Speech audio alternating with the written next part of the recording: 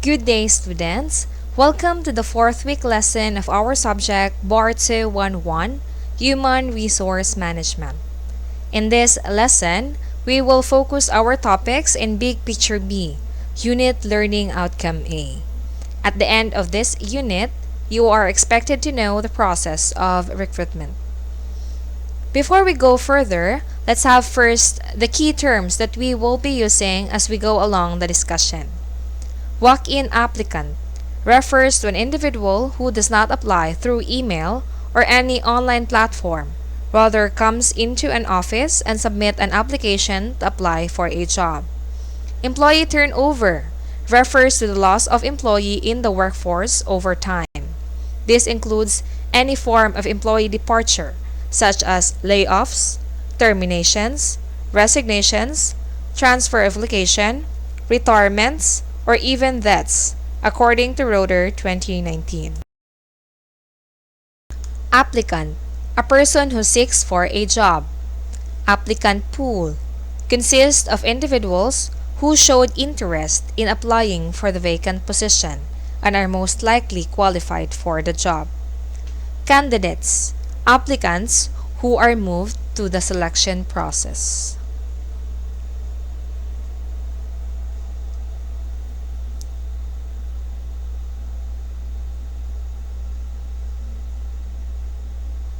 So what is recruitment?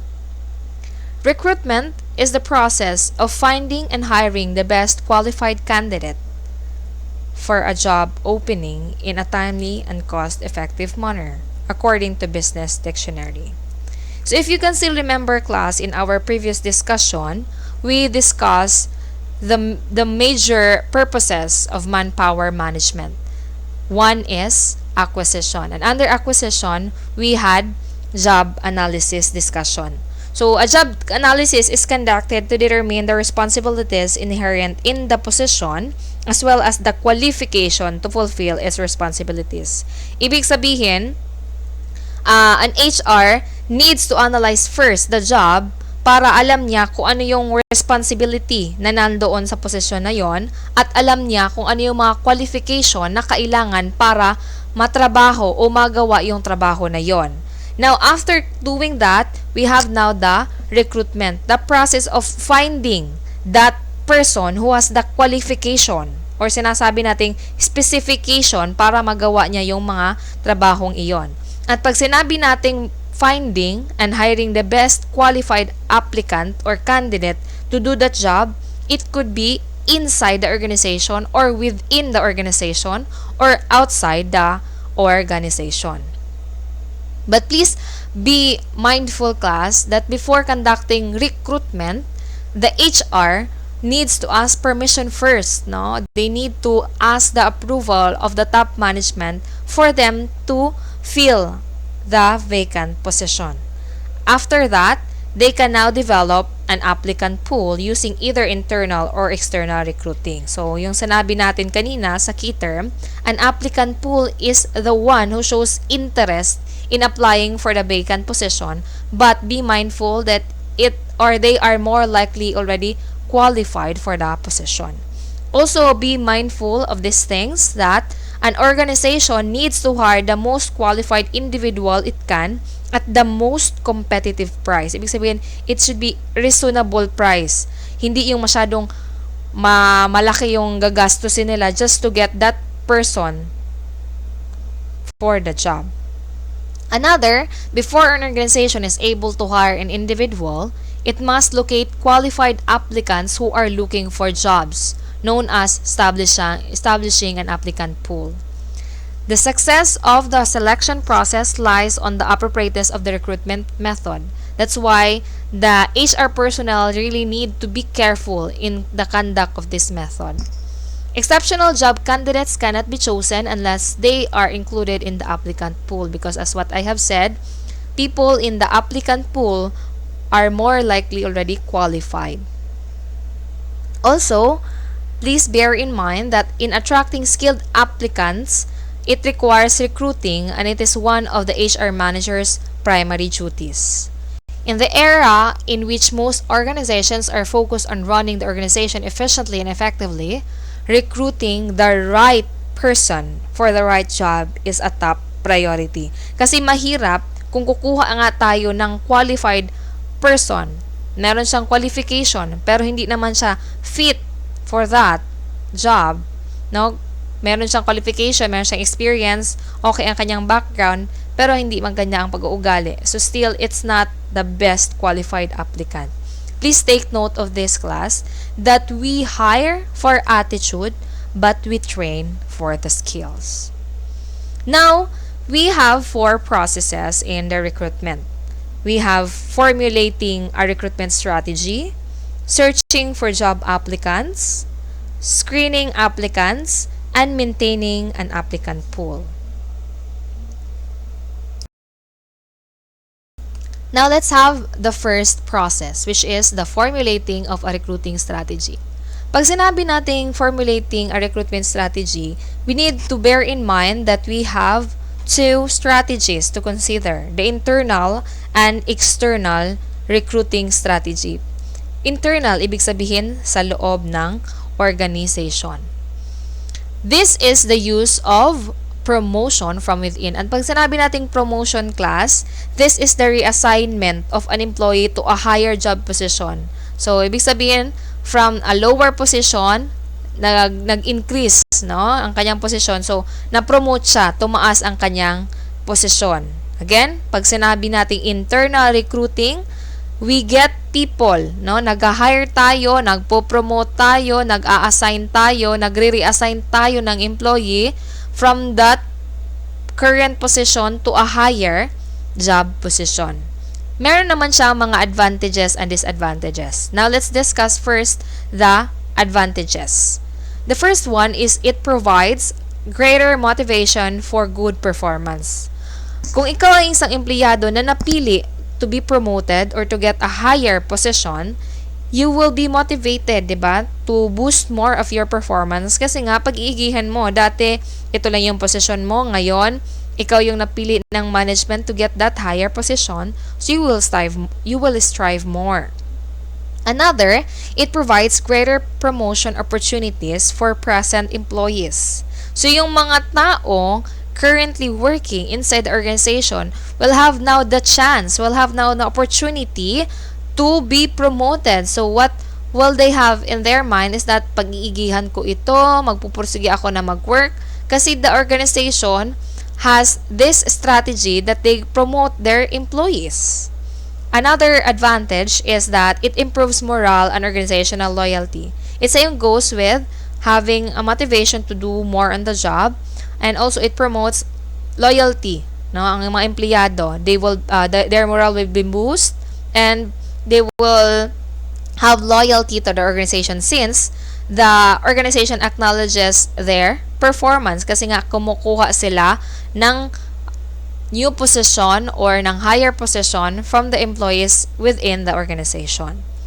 The fourth advantage is it enables employee to perform the new job with little loss of time and familiar with the organization and how it operates. So the two are more likely the same, no?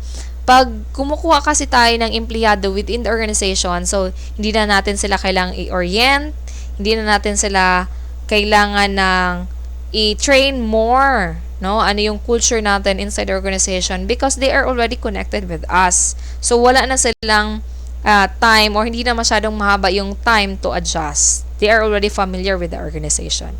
Kaya lang, there are 4 disadvantages mentioned by Corpus sa internal recruiting strategy. The first one is that it promotes the inbreeding.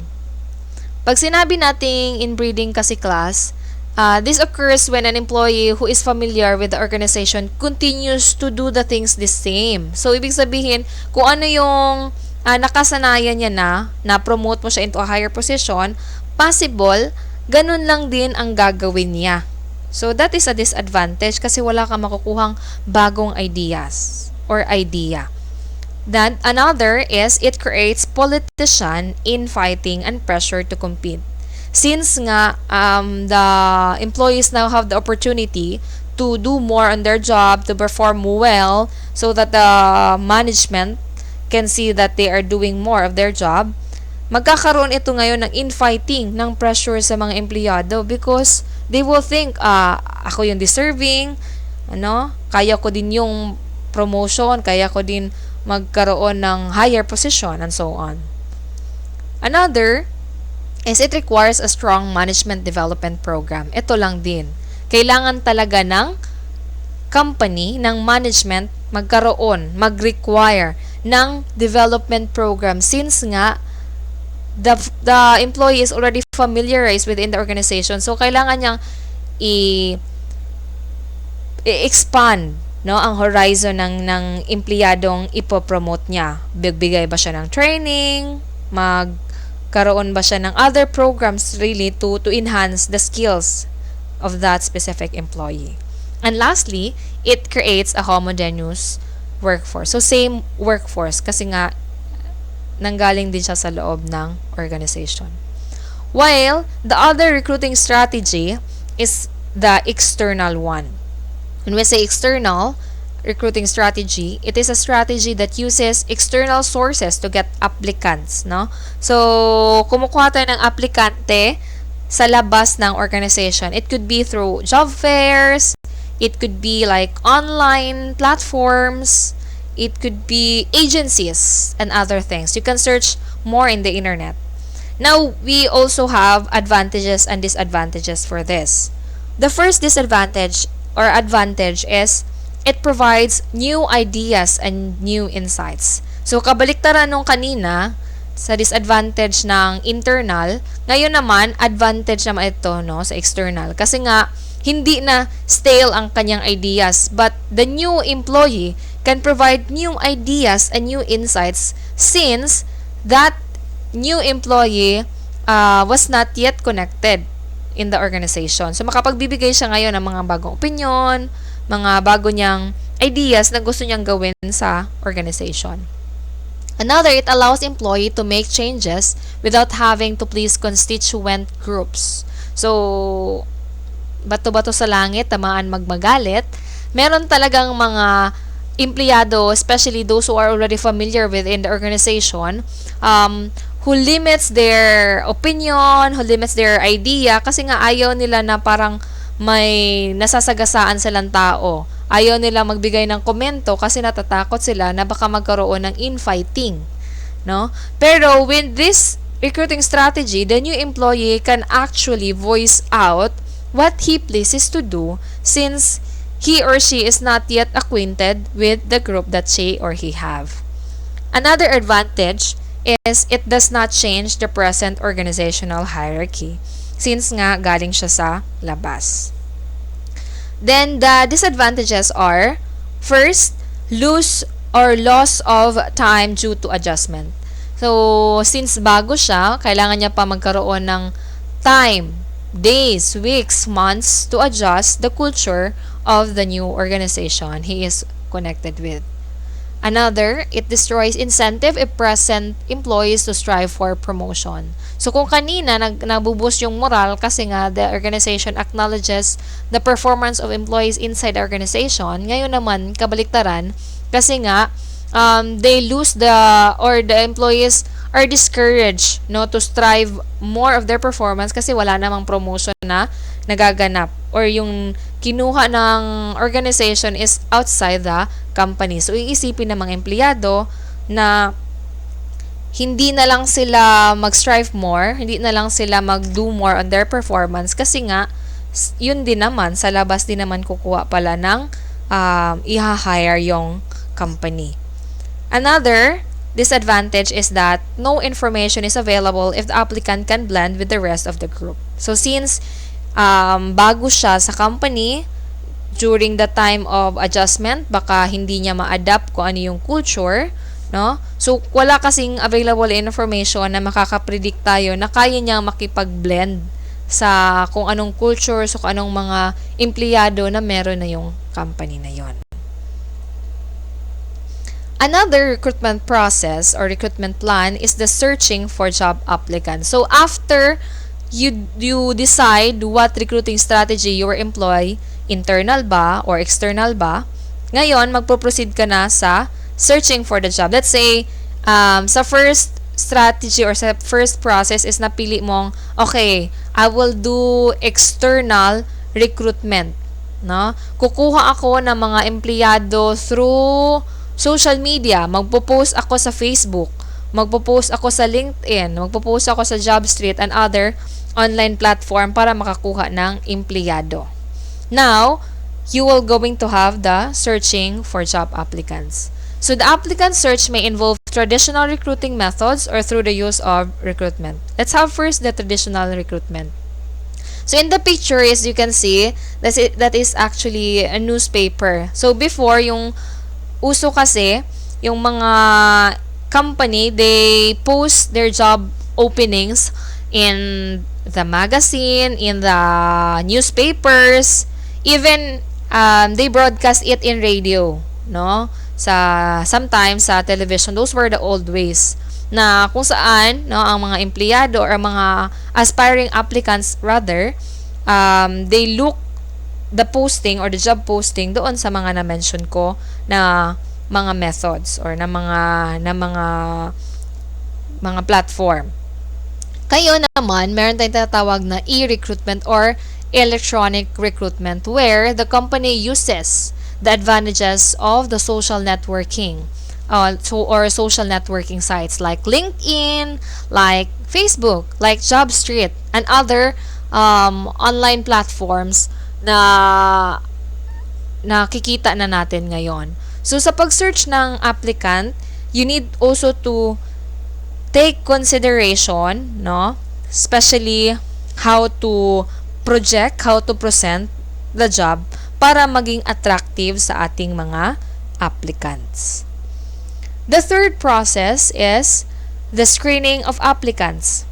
Now, after mo ma-post yon sa different online sites, syempre, magkakaroon na ngayon ng application from the people seeking for the job. So, applicants should be screened to eliminate individuals who are obviously unqualified. That's why we have the applicant pool. So, again, applicant pool, this consists of individuals who showed interest in applying for the position and are more likely qualified for the job. Let's say you're looking for an HR specialist. You are looking for one HR specialist, but there are 20 applicants for that specific let's say position. So, ang daming aplikante or even hindi nga 20, marami iba umaabot ng 100, no? Umaabot ng thousands iba kasi nga ang ratio natin ngayon hindi pantay, 'di ba? More likely 10:1. 10 ang nangangailangan ng trabaho but isa lang yung vacant position. Or let's say na lang talaga hundreds yung nag-apply for that one position as HR specialist. Now, you don't need to entertain those hundreds or thousands of applicants kasi mauubos yung time mo.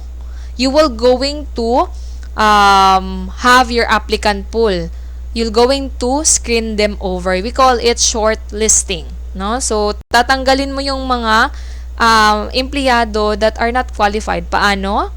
So, when they submit their application, nandoon yung educational experience, nandoon yung mga affiliations, nandoon yung kanyang work experience. So, doon pa lang makikita mo na since again, 'di ba, sa job analysis, you already have identified the qualification, the job description for that job, no? For that work.